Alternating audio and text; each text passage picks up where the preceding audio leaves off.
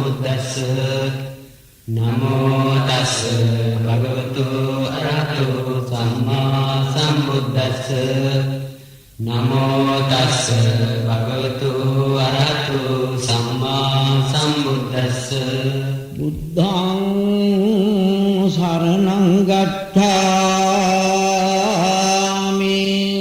buddhaṃ saraṇaṃ gacchāmi dhammam saraṇaṃ gacchāmi dhammam saraṇaṃ gacchāmi saraṇaṃ gacchāmi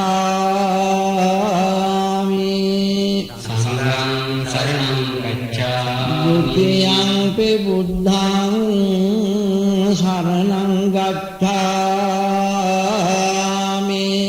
dutiyampi buddhaṃ saraṇaṃ gacchāmi dutiyampi dhammaṃ saraṇaṃ gacchāmi dutiyampi dhammaṃ saraṇaṃ gacchāmi dutiyampi saṅghaṃ saraṇaṃ gacchāmi dutiyampi saṅghaṃ saraṇaṃ gacchāmi tatiyampi buddhaṃ saraṇaṃ gacchāmi tatiyampi buddhaṃ saraṇaṃ gacchāmi tatiyampi dhammaṃ saraṇaṃ gacchāmi tatiyampi dhammaṃ saraṇaṃ gacchāmi tatiyampi saṅghaṃ saraṇaṃ gacchāmi tatiyampi saṅghaṃ saraṇaṃ gacchāmi pānātipātā veramani sikkhapadam samadhiyāmi pānātipātā veramani sikkhapadam adinādāna veramani sikkhapadam samadhiyāmi adinādāna veramani sikkhapadam samadhiyāmi kāmesu micchācārā veramani sikkhapadam samadhiyāmi kāmesu micchācārā veramani sikkhapadam samadhiyāmi veramani sikkhapadam samadhiyāmi musāvādā veramani sikkhapadam samadhiyāmi rāmeraya majjapamādhattāna veramani sikkhapadam samadhiyāmi rāmeraya majjapamādhattāna veramani sikkhapadam samadhiyāmi namo tassa bhagavato arahato samma sambuddhassa namo tassa bhagavato arahato samma sambuddhassa namo tassa bhagavato arahato samma sambuddhassa iti piso bhagava araham samma sambuddho vidyācarana sampanno sugato lokavido anuttaro purisa dhamma sarathi ratta deva manussanam buddho bhagavati vakkato bhagavata dhammo samdetthiko akaliko ehipassiko vanayiko paccattam vedidammo vinno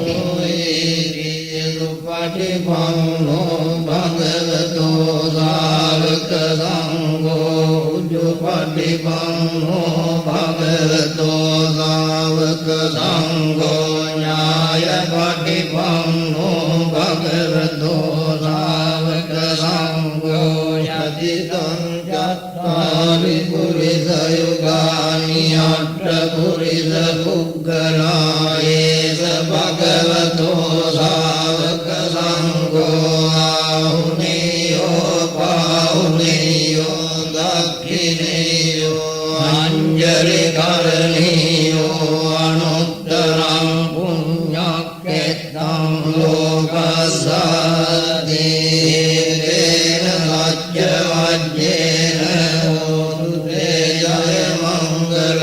හේතේන සච්ච වජ්ජේන හෝතු තේ ජය මංගලං හේතේන සච්ච වජ්ජේන හෝතු තේ ජය මංගලං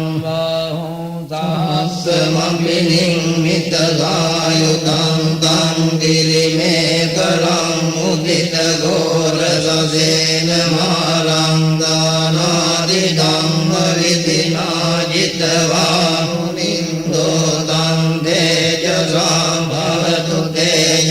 මංගලානි මාරාතිරේකමබියොජ්ජිත සබ්බරත්තිං ගෝරං වනාලවක මක්ඛම තද්දයක්ඛං අන්තේසු තං විදිනා ජිතවා මුනින්දෝ තං තේජසා භවතු තේ ජය මංගලානි නාලාගිරින් ගජවරං අතිමත්ත භූතං ගාවග්ගේ චක්කමසනේව සුදාරුණං ධම්මිත්තං බුදේක විදිනා ජිතවා මුනින්දෝ තං තේජසා භවතු තේ ජය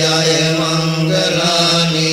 උක්කිට කග්ගමති හත්ත සුදාරුණං දන්දාවං දියෝ ජනපදං කුලිමාරවං දං දේවිවං කතමනෝ ජිතවා මුනින්දෝ තං තේජසා භවතු තේ ජය මංගලානි කත්තාන කට්ඨ මුදරං ඉව ගබ්බිනියාජින් ජාය දුට්ඨ වචනං ජනකාය මජ්ජේ වන්දේන සෝම විදිනා ජිතවා මුනින්දෝ තං තේජසා භවතු තේ ජය මංගලානි සච්ඡං විහාය මදිහච්ඡක වාදකේ තුං වාදා විරෝපිතමනං අතිහංද භූතං පඤ්ඤාපදීප ජනිතෝ චිතවා මුනින්දෝ තං තේජසා භවතු තේ ජය මංගලානි මන්දෝපනන්ද භුජගං විබුදං මහිද්දින් බුද්දේන තේන භුජගේන දමාභයන්තෝ ඉද්දෝපදේශ විදිනා ජිතවා මුනින්දෝ තං තේජසා භවතු තේ ජය මංගලානි යොග්ගාදෙට්ඨ භුජගේන සුදඩ්ඩහත්තං බ්‍රහ්මං විසුද්ධි ජුති මිද්දි බකාවිදානං ඥානාගදේන විදිනා ජිතවා මුනින්දෝ තං තේජසා භවතු තේ ජය මංගලානි ඒතාමි බුද්ධ ජය මංගල අට්ඨගාතායෝ වාචකෝ දින දිනේ සරදේ මතං දීත්වාරනේ කවිදානි ජුපද්දවානි මොක්ඛං දුක්ඛං අධිගමේය නරෝධපඤ්ඤෝ එවං මේ සුතං ඒකං සමයං භගවා සාවත්තියං විහරති චේතවනේ අනාථ පිණ්ඩිකස්ස ආරාමේ අදකෝ අඤ්ඤතරා දේවතා මේකං කාය රත්ත්‍යා මේකං දවන්නා කේවල කප්පං ජේතවනං ඕපාදෙත්වා යේන භගවා තේන උපසංකමිත්වා භගවන්තං අභිවාදේ अट्ठासेकमङ्गं पिता कोदा देवता भगवन्तं गाताय अज्ञभागी बहुदेवा मनुष्या च मङ्गलानि अचिन्तयं कङ्कणानादुत्थानं ब्रूहि मङ्गलमुत्तमं असेवना च बालानां पण्डितानां च सेवना पूजा च पूजनीयानां एतं मङ्गलमुत्तमं पतिरूपदेशवादो च भुव्येत कथपुण्यदान्तकम्मा भणिधि च एतं मङ्गलमुत्तमं बाहुलच्चं च दिप्पं च विनयो च सुविज्ञितो दुभासिता च यावाचा एतं मङ्गलमुत्तमं मातापितो उपट्टानं बुद्धदारद्रसङ्गहो अनाकुला च कम्मङ्गा एतं मङ्गलमुत्तमं मानं च धम्मचर्या च यातकानं च सङ्गहो अनवज्यानि कर्माणि एतं मङ्गलमुत्तमं आरति विरति पापमज्जपाला च संयमो अपमादो च संवेदो एतं मङ्गलमुत्तमं गारवो च निवासो च सन्तुष्टे च कथं नुता कालेन धम्मसवनं एतं मङ्गलमुत्तमं कान्ति च गोवचस्सता समनानं च दर्शनं कालेन धम्मसागच्छा एतं मङ्गलमुत्तमं तपो च ब्रह्मचर्या च हरियदर्शनं निब्बानसच्चिकिर्या च एतं मङ्गलमुत्तमं मोक्षलोकदं मे चित्तं यक्षणकं प्रति अशोकं विरजं क्षेमं एतं मङ्गलमुत्तमं एतानि तानि गत्वान् रब्बद्धमपराजिता रब्बद्धमुक्तिं गच्छन्ति तं तेषां मङ्गलमुत्तमं तेन सत्यवज्येन होतु ते जय मङ्गलं एतेन सत्यवज्येन होतु ते जय मङ्गलं एतेन सत्यवज्येन होतु ते जय मङ्गलं यानि भूतानि समागतानि भूमानि वायानि वहन्तरिक्षे रव्येव भूता सुमना भवन्तु अतोऽपि रक्षश्च सुनन्तु भासितं तस्मानि भूतानि सर्वेत सव्ये मित्तं करोत मानुषियापजाय दिवाचरत्तो च हरं प्रिये बलिं तस्माहिने रक्षत अप्रमत्तायं किञ्चिवित्तं हितवाहुरं वादग्गे गुहायं रत्नं पनीतं ननोदमं वद्धि तथागतेन इदं विबुद्धे रत्नं पनीतं एतेन राज्येन सुवद्भ्यो भयं विरागम् अमृतं पनीतं यदजगादग्यमुनिरमाहितो न तेन धम्मेन समद्धि किञ्चिदं विदं मे रत्नं पनीतं एतेन राज्येन सुवद्भ्यो दूयं बुद्धविष्ठो परिवन्नये रुचिं समाधिमानं परिकन्यमाहो रमाधिना तेन समो न विद्यते दं मे रत्नं पनीतं एतेन गच्छेन सुवद्भ्यो दूये पुग्गला अष्टशतं प्रदत्ता चत्वारि एतानि युगानि हुन्ते तेदग्निनेया सुगतस्सभावकाय ते रुदिम्नानि महापदानि दम्पि सङ्घे रत्नं पनीतं एतेन राज्येन सुवद्भ्यो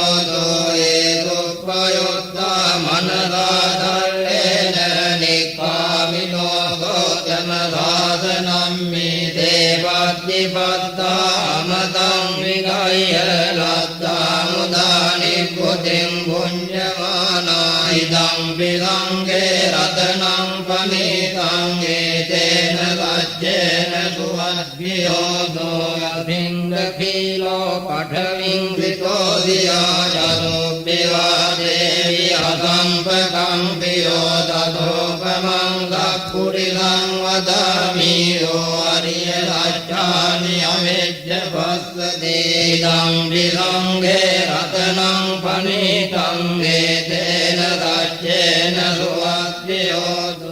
Rajyani vibhavayanti gambhira panyena sudeditani kim chapite honte bhusappamaddhanate bhavam addhamam adhiyanti idampi sange ratanam panitam etena rajyena suvaddhiyodo Sadhana sampadaya dayasu dhamma jayita bhavante sakkaya vichikiccitam jati rabbasam vapi adadvi kinche jato akaye ita vipamutto jajapitanani abhabbo gatum idampi sange ratanam panitam etena saccena suvaddhiyodo Ginjapi sogam mankaroti papakam kayena vaca udacetasa abhabbo sotasya paticcaraya abhabvata jitta padasya uddha idampi sange ratanam panitam etena rajyena suvaddhiyodo anapagumbe yata kussitagge Gimmanamase patamasmin gimme tatopamam dhamma varang adesaye nippanagamin paramam hitaya idampi buddhe ratanam panitam etena rajyena suvaddhiyodo varo varanyo varado varavaro anuttaro dhamma idampi buddhe ratanam panitam etena rajyena suvaddhiyodo khinam puranam avannattiram bhavam viratya jiddhayatike bhavammin dekina bija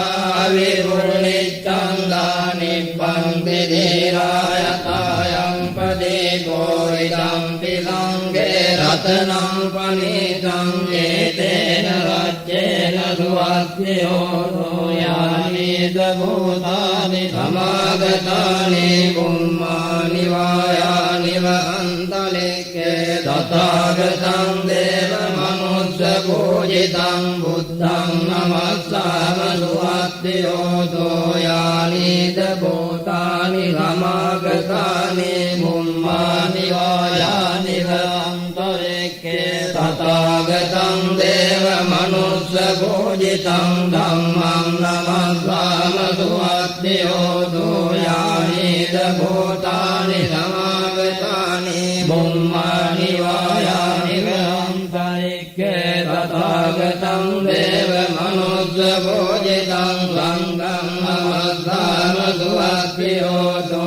etena saccavajyena dukkhavopagamintu te etena saccavajyena bhayavopagamintu te etena saccavajyena rogavopagamintu te karaniyamatta kusalena yantam sangham padam abhisamicca lakko ujoja sojoja suvajoja samudu anadimani ramdosa koja subharoja appagijjoja sallaukavutti samdindriyoja nipakoja appagabbo kulesu ananuviddo naja koddam samacare kinciyena vinyopade upavadeyam sukilo vakemino honto sabbe satta bhavantu sukitatta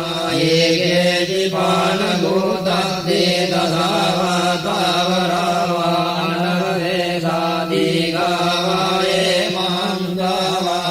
मज्जिवारस्सकानुकतोलादिष्टावायेव अद्दिष्टाये च दूरे वसन्ति अविदूरे भूतावासम्भवेदिवासब्बे गत्ता भवन्तु सुखिगत्ता न परो परं निगुब्बेत नादिमन्येत कत्तजिनं कञ्चे व्यारोधनापटिगतं ज्ञानान्यमन्यस्य दुःखमित्येय मातायतानियं बुद्धं आयुधायेत बुद्धमनुरक्ष्ये एवं विदब्धभूदेवो मानसं भावये अपरिमाणं मित्तं च लब्धलोकस्मिं मानसं भावये अपरिमाणं मुद्धं अतो च धियं च असम्बादं अवेरं असपद्धं दिष्टं चरं निधिं नो वादयानो आयावतत्सर्गतमिद्धो एकं गतिं अदिष्टय्य ब्रह्ममेकं विहारं इदमाहो दिष्टिं च अनुपगम्मधीलवादर्शनेन सम्पन्नो भावेषु विनय्यवेदं नैजातु कब्बसेयं पुनरेति जयासनगता वीराजित्वा मारं सवाहिनीं चतुसच्चामतरसं ये दिवेन्दुनरागपातन्नं परादयो रुद्राट्टवीरदिनायकालब्धे प्रतिष्ठिता तुय्यं मद्दकेते मुनिस्सरागिरे प्रतिष्ठिता बुद्धा धम्मो च तव लोचने सङ्घो प्रतिष्ठितो तुय्यं मुरे लब्धगुणाकरो अनुरुद्धो च सारिपुत्रो च दक्षिणे कुण्डन्नो विष्ठिभागस्मिन् मुग्धल्लानोति वामगे दक्षिणे समने तुय्यं भावुम् आनन्दराहुलकल्लघोष महानामो गोदं वामलोतके एवं ते विष्ठिभागस्मिन् सूर्यो वियभवं करो निलिङ्गो धिरिसम्पन्नो वितो मुनिपुङ्गरो कुमारकल्लभो नाम मये चित्रवादबोधो तुय्यं वदने नित्यं प्रतिष्ठासि गुणाकरो पुन्नो अङ्गुलिमालो च उपालीनं दधीवली तेरा पञ्चैमे दाता ललाटे तिलकातव धेनादितिमातेरा विजितादिन धावका जलङ्कारीलते जेन अङ्गमङ्गे सुदं स्थितापनं पुरतो आदि दक्षिणे मित्रगुप्तगन्धजग्गं पश्यतो आदिवामे अङ्गुलिमालकं गन्धमूलपरित्तं च आटानादियसुद्धकम् आकाशश्च धनम्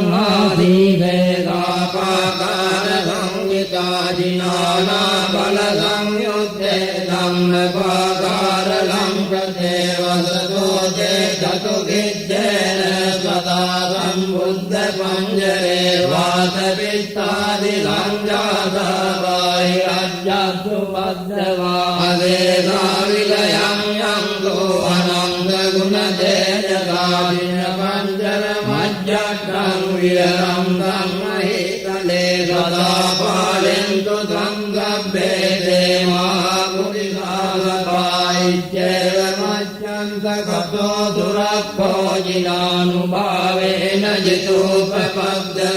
बुद्धानुभावेन हतारिसङ्गोचरामि लब्धम् अनुभावपालिको इत्येवमत्यन्तगतो दुरभोजिनानुभावेन जितोपपद्यो धम्मानुभावेन हतारिसङ्गोचरामि लब्धम् अनुभावपालिको इत्येवमत्यन्तगतो दुरभोजिनानुभावेन जितोपपद्यो गङ्गानुभावेन हतारिसङ्गोचरामि लब्धम् अनुभावपालिको